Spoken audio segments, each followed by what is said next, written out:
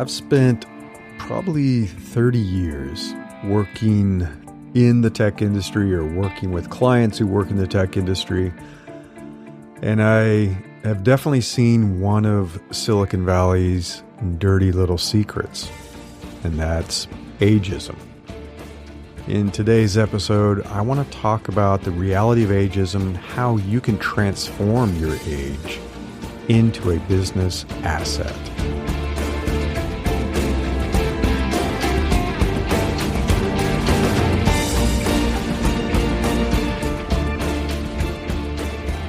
I'm Larry Cornett, and this is Invincible Solopreneurs.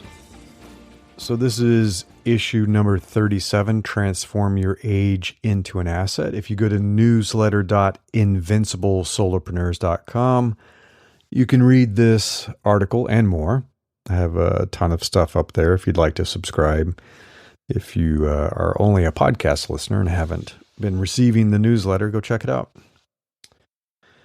So if you've been following me for a while, you know I'm kind of crazy about entrepreneurship and solopreneurship because working for yourself has many incredible benefits. I love the freedom. I love the flexibility of working when I want and with whom I want and on the projects that I want. I love having control over my calendar. I mean, that's one of the best perks of solopreneurship. But there is another beautiful side effect of being a solopreneur. I discovered it a few years ago after leaving the corporate world in Silicon Valley back in 2010. Yeah, it's been a while now. Over 13 years. Wow. So I left and started working for myself. And this was what I discovered. I'm finally allowed to grow older and to have gray hair. Yes, I have gray hair and a gray beard. Have you seen my photo? I'm in my 50s. But now there's no more worrying about looking too old for the job. No more trouble of being the victim of ageism or age discrimination or dyeing my hair or my beard to get through an interview. And sadly, I did for several years toward the end of my corporate career. I mean, I didn't go wild with it. I didn't try to have jet black hair and look like I was 20 years old. You know, I still had some gray in it. But I knew people judged my ability to be energetic, to be innovative and creative by my appearance. And I definitely noticed that I was treated differently as my hair turned grayer. And this is especially true in tech. This is probably even more so in design, which, you know, I worked in design and product management. Not very forgiving of growing older. And I always told myself I'd stop doing it and that it was okay to age naturally, right? I mean, it should be. However, inevitably, I noticed the reactions. And I received these little passive-aggressive comments like, "Oh, letting your hair go, huh?" Or, "Oh, huh, have you always been this gray?" I mean, that's rude, but people would do it. So, you know, back to dyeing I went until I finally broke free from the corporate rat race and launched my independent business. I mean, to hell with changing your appearance for employers. Many of my friends still do it. Some admit it. Some deny it. But I'm happy to leave it all behind. It is incredibly freeing. My older career coaching clients, you know, once they get over 40, are experiencing ageism in the industry. I work with a lot of people in tech. One day, they kind of notice, hey, I'm no longer receiving promotions like I used to. Or, why is it taking so much longer to land a new job now? I used to get a new job in weeks. Now it's taking months. several months, and one friend it took 2 years. Well, it's not your imagination. I was talking with a friend about this, and that friend recently told me that their boss came out and said they don't hire anyone over 40. Yeah, that's illegal, but there's probably no paper trail of this. Some employers and leaders deny it. I still have people in my network when I talk about this, like, oh no, that doesn't happen. But it's like, come on. There are way too many documented incidents for this to be our imagination. And I'd linked some of the articles that talked about this, some of these lawsuits. If you go to newsletter.invinciblesolopreneurs.com, you can see those. And one was about IBM laying off older workers. And there was a age discrimination lawsuit that the ex-employees won because it was clear they had targeted older employees. And if you look at a company like Google, there was a lawsuit there as well. The average age, the median age for their workforce is 29 years old. Whereas the median age for computer programmers in the entire industry, if you look at the US, for example, is 42.8. I mean, come on. And then I also shared something about Verizon creating a voluntary separation program that was probably an attempt to lay off older workers. I saw it happen recently. I've had a couple of friends look at filing lawsuits, talk with a lawyer, and they just said it's really hard to prove. It is really hard to prove. Companies cover themselves. They have a paper trail. Personally, I know it happens. I've literally seen it happen. I used to be on the hiring side of the table. Obviously, I was a manager and a leader with teams.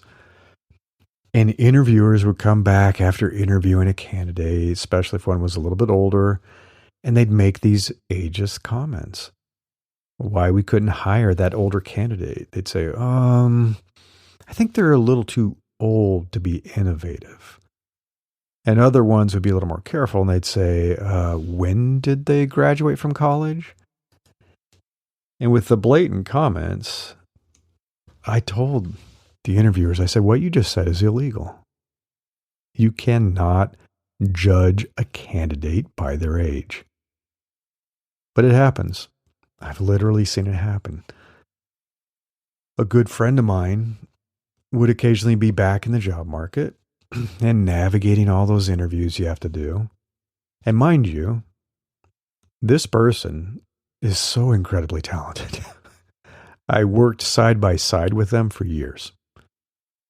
And I've seen all their patents. I've seen all the work they've done. Potential employers rejected them repeatedly until they remembered, oh, right. It's time to dye my hair again. One dye job later, and voila, suddenly they received a job offer. Luckily, this person took care of themselves, and they looked pretty youthful, their face did, so it's just the hair. And they got a job offer. I mean, how ridiculous is that? I experienced this discrimination when we raised a seed round for our startup. I had a startup many years ago. And a partner at one firm said, we were too old to have the energy for that startup life again. Are you sure you want to do this? And a partner at a different firm was even more blatant. They walked into the meeting room, stopped in the doorway, looked at the three of us in the room and said, there sure is a lot of gray hair in this room. What in the hell? I mean, who does that?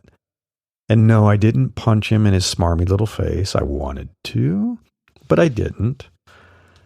I had actually a pretty snappy comeback that I'm rather proud of. But yeah, that was not a stellar moment for Silicon Valley or for the venture capital industry. I will admit it took me quite a few years of running my solopreneur business before I realized I could stop being fake with my appearance. Old habits are hard to break, I guess. I kept thinking it would hurt my chances of success with my business. I kind of got into that mindset after working 20 years in Silicon Valley. I was like, I know looking older hurts me in the tech industry. And so I kept thinking that. But slowly but surely, I noticed my clients valued me precisely because I was older, because I had been there and done that. They didn't expect me to be some bright-eyed and bushy-tailed youngster with sparkling stars in my eyes. They wanted my battle scars. They wanted to hear my war stories. They wanted the wisdom from years of being knocked down and getting back up in the corporate world. My message is about learning from my mistakes so you can avoid them with your business and your career. Basically, use my pain for your gain. Sidestep those landmines. Reach your goals more quickly with less stress than I experienced. That's the whole idea. So it's good that I've been down that road. Solopreneurship is so damn amazing because I get to be me. I don't have to pretend to be someone else. I don't have to look younger to coach people who need my help and advice. What a relief. I wish the corporate world would change overnight. I mean, this is not fair. It is illegal. We all wish it would change, but it won't. It's going to take a while. And sadly, that means you will most likely reach a point in your career, depending on what you do for a living, when you feel the unforgiving hand of ageism starting to hold you back too. And that may be the day that you bid a fond farewell to all of those broken corporate cultures and strike out on your own. Do you know why? Because you are so damn good at what you do precisely because of your age, your accumulated knowledge, and your decades of experience. You have deep wisdom, and your advice is really so valuable. You can set yourself up as an advisor or a consultant, so everything you offer can be provided to clients who will value you. And let me tell you, that feeling of being appreciated for who you genuinely are is oh so sweet. You're gonna love it. You really are. Oh, and you can throw away those bottles of hair dye. You won't need them anymore. So I'm going to talk about ways to turn your age into an asset. There are many ways you can transform what you've learned and accomplished over your lifetime into valuable assets for your business.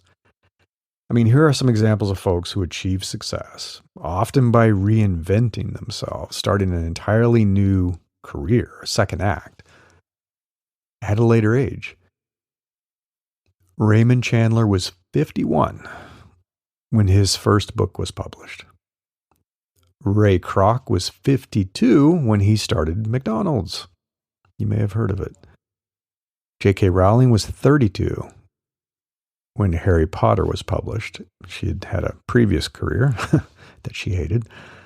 Colonel Harlan David Sanders was 65 when he started Kentucky Fried Chicken. 65. Julia Child, who I loved, grew up watching her, was 49 years old when her first cookbook was published. And Bob Ross, who doesn't love Bob Ross, spent 20 years with the U.S. Air Force, and he only started that famous painting show on PBS when he was 41 years old.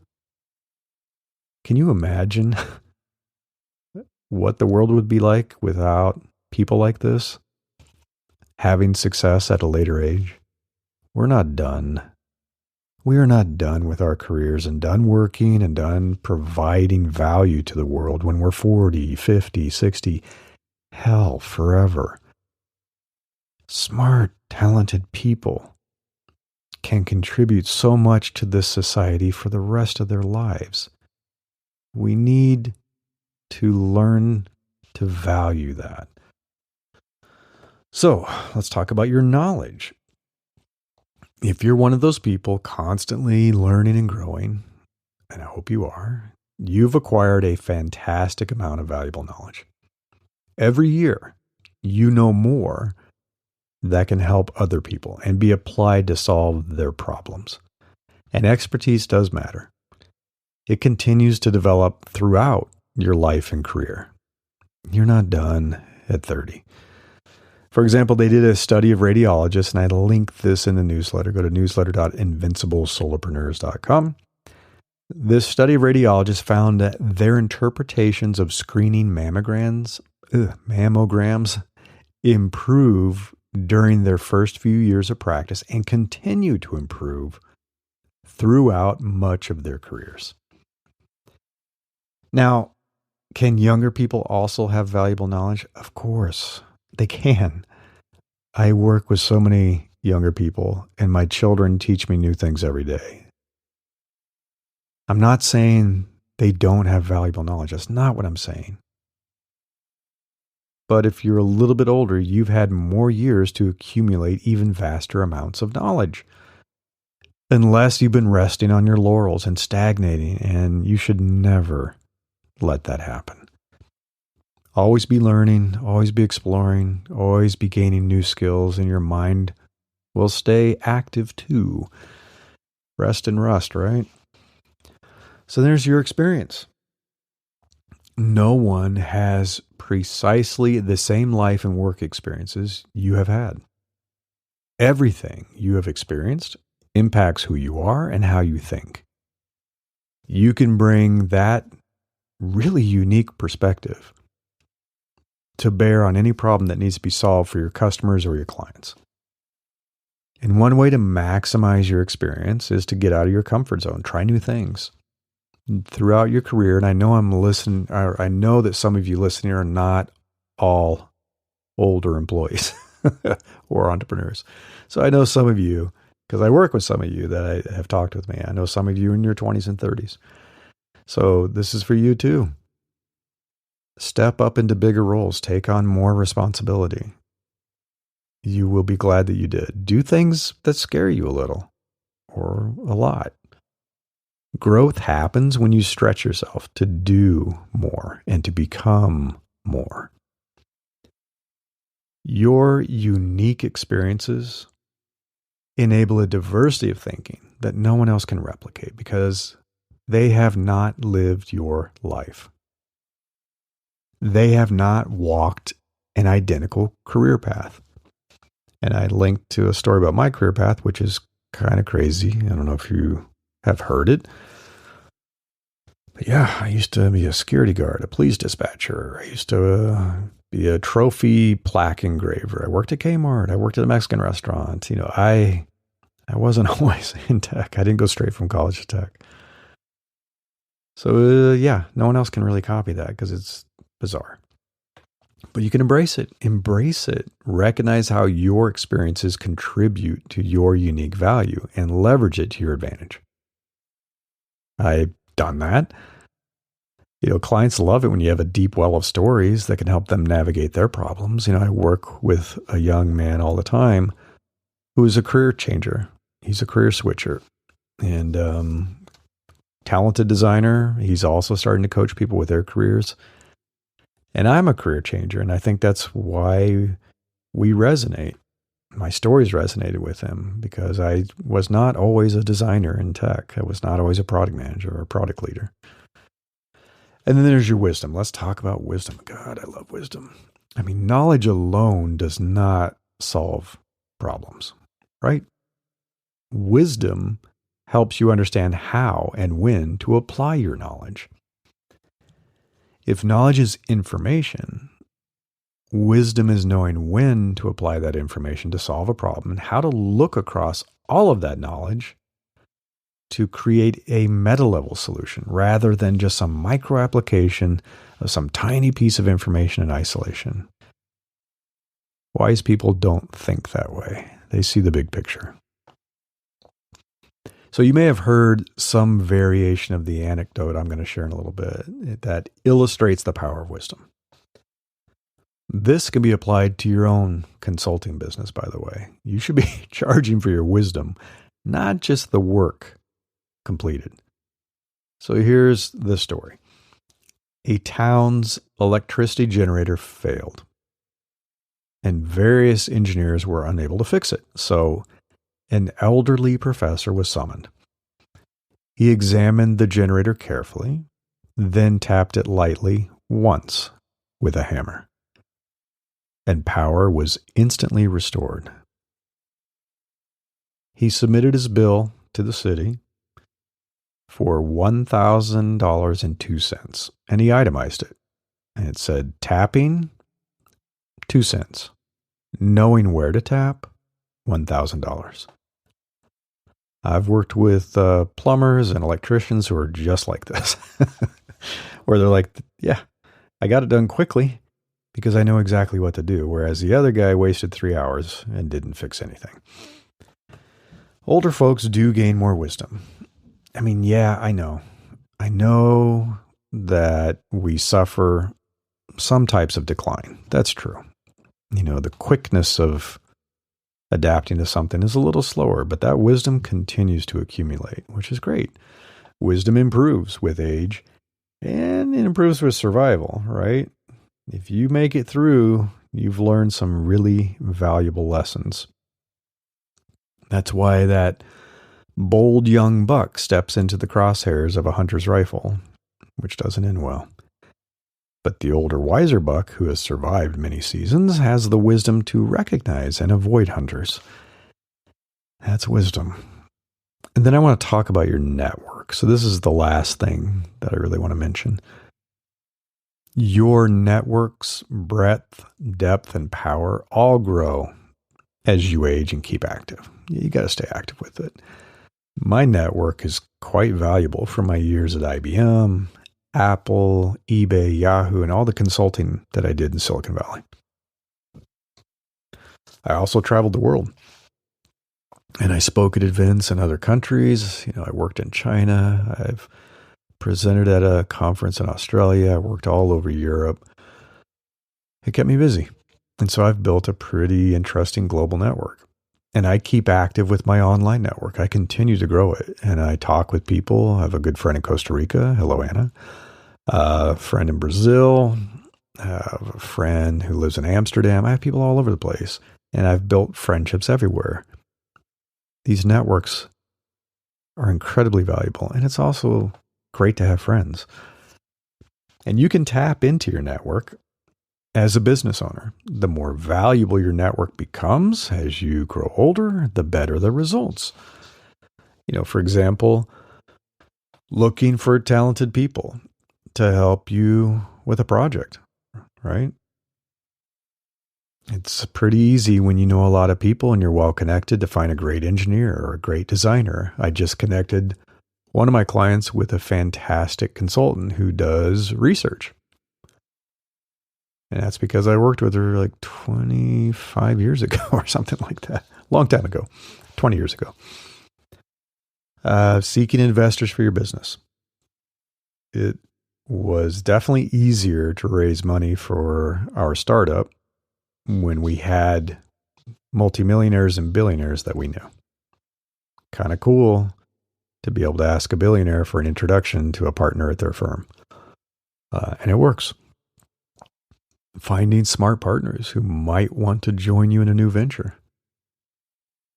Almost all of my startup partners were old friends and colleagues. We knew each other. We trusted each other. We knew the quality of work we could do. It makes a difference. Helping introduce your clients to well-connected people. You know, I do that all the time. I use my network to introduce my clients to people when they're looking for a job, for example. Or getting an intro to someone to help close a deal. If someone's trying to make a big sale into a corporation and they don't have a way in, they don't have a warm introduction, well, they can work their network. It's going to help you too. It is really going to help you. As you are building your solopreneur business, you are going to need people who can help you with various things. You're going to want to hire people as consultants or contractors or to provide services, you're going to want help when you're trying to close deals and make sales. Your network is going to become incredibly valuable. I mean, my network was so small and weak in my 20s. I mean, almost nothing. I mean, I was lucky. I'd done some research with a professor when I was an undergrad, and that was kind of my fledgling network, and that really did help me get into graduate school. He coached me. He mentored me. He reviewed the letters I was writing. He helped me get referrals. Made a huge difference. But my network didn't really grow and become more powerful until my 30s and 40s. And now in my 50s, I feel like I know someone at almost every tech company. If I walk the list of people working at the company, I usually recognize a name. Or I know someone who knows someone, right? It's hard to know somebody everywhere. But I usually know someone who knows someone. Because when you started in the industry 30 years ago at IBM and everybody kind of cross-pollinated, and then Apple, and then eBay, and then Yahoo, you have a really good network. Because everybody goes off and does other things, and they become leaders, they become executives, they become investors, and it's pretty cool. So your network will become more valuable as you grow older. So don't be afraid to lean into your advantages as you grow older. When you are experiencing the inevitable, unfortunate ageism or age discrimination as an employee, breaking free and becoming a business owner, your age is going to be an advantage. So don't let someone tell you you're too old to do something. You're too old to start a business. Give me a break. I've started so many businesses in my 40s and 50s. And that's the beauty of solopreneurship. You are in charge. It's you. You are the boss. You run everything. No one else can tell you what you can or cannot do. Until next time, I wish you the best of luck with building the business of your dreams.